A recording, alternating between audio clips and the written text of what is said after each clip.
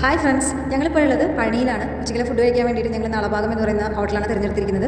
വളരെ നല്ല ഫെസിലിറ്റീസ് ഉള്ള നല്ലൊരു ഹോട്ടലാണ്.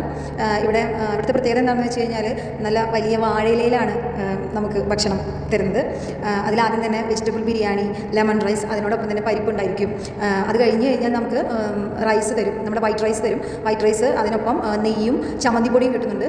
പിന്നെ ക്യാബേജ് തോരൻ, ക്യാബേജും ക്യാരറ്റും മിക്സ് ചെയ്തിട്ടുള്ള ഒരു തോരൻ, പിന്നെ മത്തങ്ങ പുളിങ്കറി, കോളിഫ്ലവർ ഒരു പ്രത്യേക രീതിയിൽ റോസ്റ്റ് ചെയ്തെടുത്ത് നല്ല സ്പൈസി ആയിട്ടുള്ള വളരെ ടേസ്റ്റി ആയിട്ടുള്ള ഒരു കോളിഫ്ലവർ റോസ്റ്റും ഉണ്ടായിരുന്നു. അതുപോലെ തന്നെ പപ്പടം, പായസം, എല്ലാവിധ ഐറ്റംസും, തൈരും രസവും എല്ലാം ചേർന്ന ഒരു നല്ല അടിപൊളി ഊണായിരുന്നു നളഭാഗത്തിൽ നിന്ന് കിട്ടിയത്.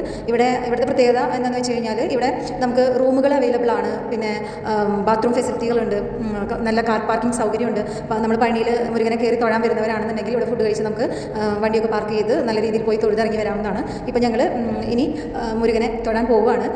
പോയി മല കയറി ഇറങ്ങി വന്നതിന് ശേഷം ഞങ്ങളുടെ അടുത്ത യാത്ര മധുരയിലേക്കാണ്. മധുരയിൽ പോയിട്ട് അടുത്ത വീഡിയോയിൽ വരാം. Thank you.